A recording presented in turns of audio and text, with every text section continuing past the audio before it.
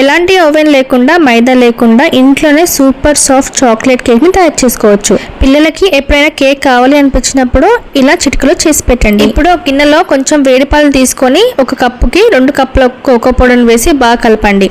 ఇప్పుడు స్టవ్ మీద గిన్నె పెట్టి అందులో బటర్ కానీ లేదా నెయ్యి కానీ వేసుకొని బటర్ కరిగిన తర్వాత మనం ముందుగా కలిపిన ఈ కోకో మిశ్రమాన్ని దాంట్లో వేసి నెమ్మదిగా కలుపుతూ ఉండండి. ఇప్పుడు అదే కప్పుతో చక్కెర కూడా వేసుకోండి.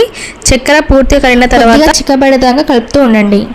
ఇప్పుడు స్టవ్ ఆఫ్ చేసుకొని పక్కన పెట్టుకోండి. ఇది చాక్లెట్ సిరప్ రెడీ అయిపోయింది. ఇప్పుడు దీంట్లో బాదం, జీడిపప్పులు వేసుకొని కొద్దిగా అంత వెనిలా ఎసెన్స్ని వేసి పక్కన పెట్టండి. మిక్సీ జార్ తీసుకొని 1 కప్పు రవ్వ, అదే కప్పుతోటి చక్కెర, అదే కప్పుతోటి పాలు, అదే కప్పుతోటి నూనె వేసి 1 టేబుల్ స్పూన్ బేకింగ్ పౌడర్ వేసి బాగా మిక్సీ పట్టుకోండి. ఇప్పుడు గిన్నెలో బటర్ పేపర్ వేసి మనం మిక్సీ పట్టుకున్న ఈ రవ్వ మిశ్రమాన్ని దాంట్లో వేయండి. ఒకసారి ట్యాప్ చేసుకొని ఇప్పుడు స్టవ్ మీద ఒక గిన్నె పెట్టి దాంట్లో స్టాండ్ లేదా గిన్నె కానీ బోర్లించుకొని మనం కేక్ గిన్నెని దాంట్లో పెట్టేయండి.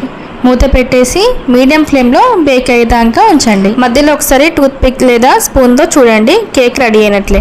ఇప్పుడు కేక్ చల్లిన తర్వాత గిన్నెని ఇలా బోర్లో వేసి తీయండి. మనం ముందుగా తయారు చేసుకున్న ఈ చాక్లెట్ సిరప్ని కేక్ మీద పోయండి. అంతే, సింపుల్గా హోమ్ మేడ్ చాక్లెట్ రవ్వ కేక్. నచ్చితే ఖచ్చితంగా లైక్ చేయండి, షేర్ చేయండి, కామెంట్ చేయండి, సబ్స్క్రైబ్ చేయండి.